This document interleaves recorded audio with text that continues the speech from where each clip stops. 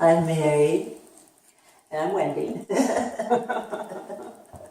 that's what we are to each other. I know. Yeah. But, wait a Voices. minute. What's he saying? What are you saying, Michael? Yeah, voice. Speak Voices? loudly. Louder for the voices? Well, we're conversing.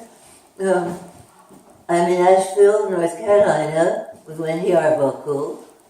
And we've known each other since about, when I've gone to you the first time, about 2001. That's 16 years. Yeah.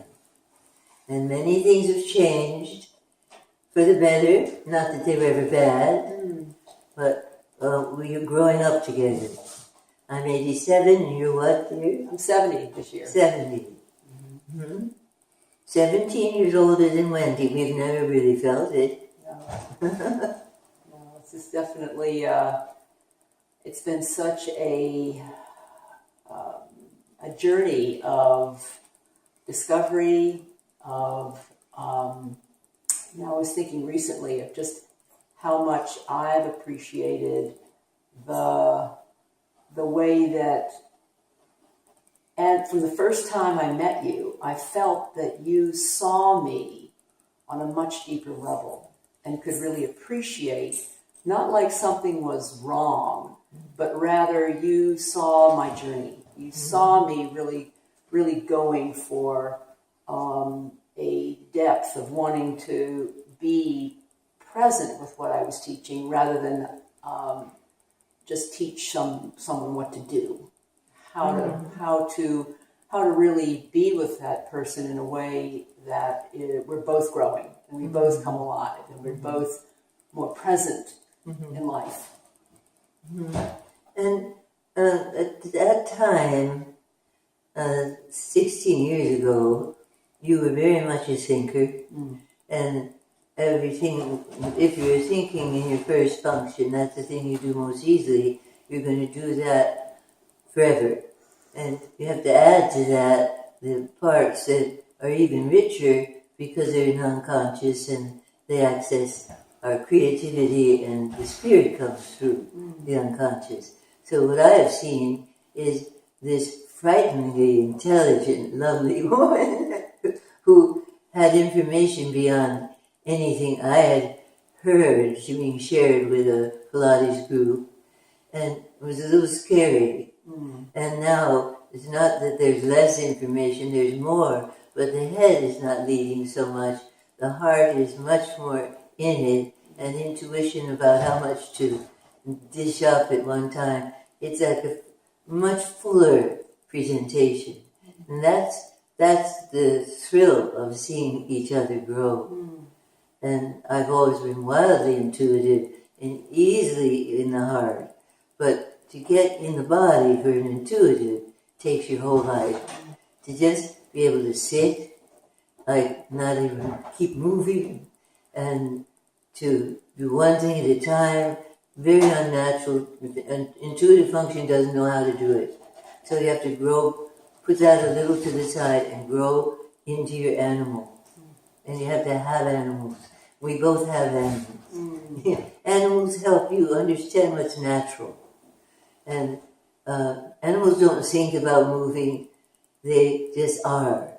And for intuitives, that's what you have to achieve. And I mean, I never felt you were not I always thought you were a warm person, but you didn't feel you were warm enough. You knew you had more opening of your heart to do.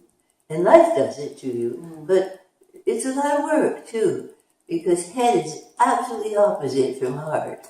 Well, and I was also knowing that I knew that there was a deeper way that I could be with information rather than just delivering information. That there was an embodied way of being, and that's what's taken time. It's an evolution. You have to live it. Yeah, an evolution, little by little.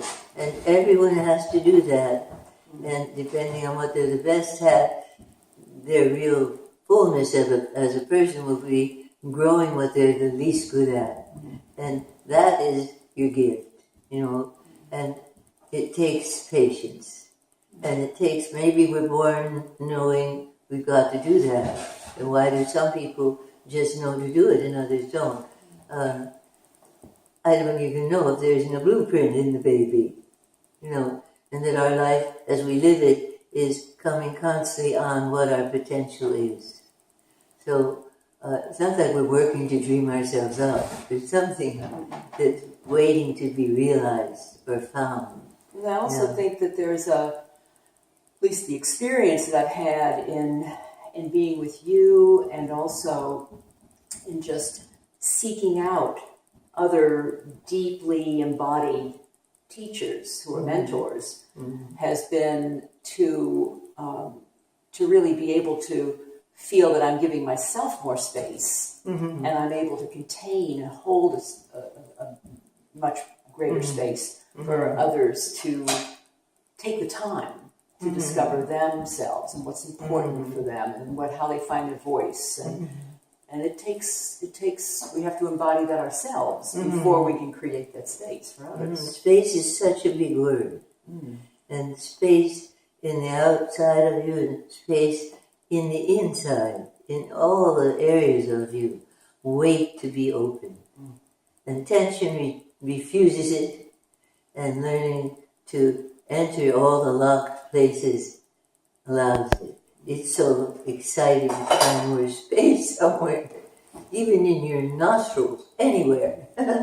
We can't use it all the time, but in some sensei teachers, and there's so many in Pilates, are natural in their bodies, but they can't intuit beyond easily what they are, or what's happening, or what the structure is that they're given. And they have to not be so grounded and be more in the imagination and more in the off the earth. Everybody has to go for the opposite. Yes. And that's the psychoanalyst speaking.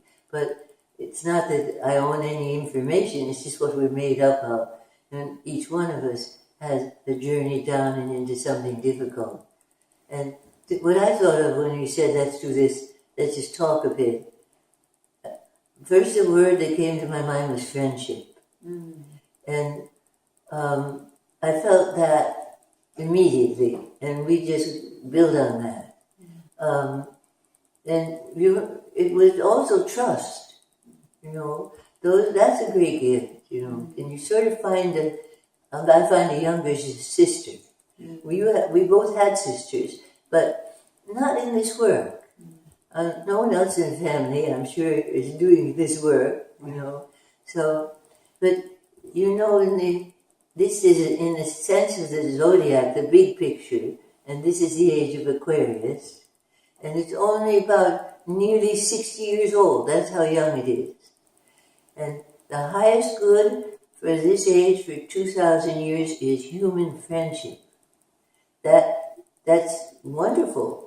But I think before you think of the other, you first have to be your own best friend. Yes. That's not easy for people. No. To forgive yourself all the things. Don't ever be angry. Always be forgiving. Always be patient. Because part of you is not very good at something. And you just foster it and try to bring it out of a miserable place. Like little orphan sides of ourselves become giants. You become the best at what you could do the least. If you have growth in your appetite. Yes. And what I was really so touched by, and I'm often touched by, is like this past weekend as we were co-teaching together.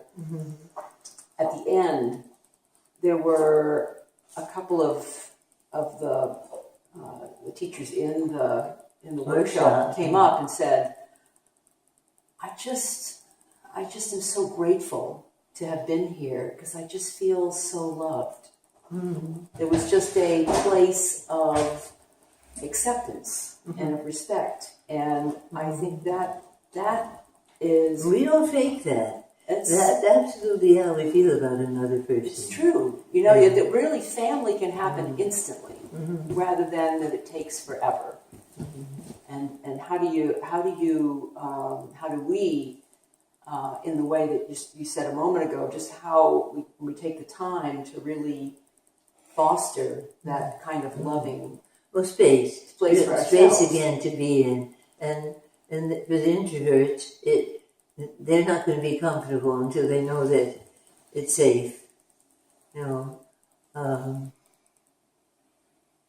Nobody's having an easy time. If you're honest, you're always working on something difficult. That's not going to stop right up to the last breath, especially if you've got a complex called growing. I think the thing that I want you to know, Mary, is that I am so deeply grateful and in love with you and treasure you. Yeah. It's hard sometimes to take that all the way in about oneself, because I'm known in California, especially for the phrase that came out to Christy Cooper, "We're all full of shit." And how that came out is Christy was nervous about interviewing me, and I said, "Just think of me as full of shit." She said, "You?" I said, "We're all full of shit." And then everybody relaxed. We all have our stuff. Yeah. Sure. Yeah. So you think, I would say back, "I love you dearly." And rediscover it every chance I get to. And your husband, Michael, too. Precious. And, not many people you can be yourself with. Really. And we have that, You do. And so I thank you for this marvelous new home you're in that just boggles the mind with interesting inside things to look at and appreciate, and so many windows to appreciate the nature around it. Space, what a gift. It's a stunning place that we're birthing a whole new And it looks like a fairy tale house. Gorgeous. Almost like simple. I was thinking the structure you come on it is so simple, and that's beautiful. Up on a hill with steps to go up, and just, never an end of a discovery of this place. No. Thank you, Wendy. Thank you, Mary. Love being with you. Thank you.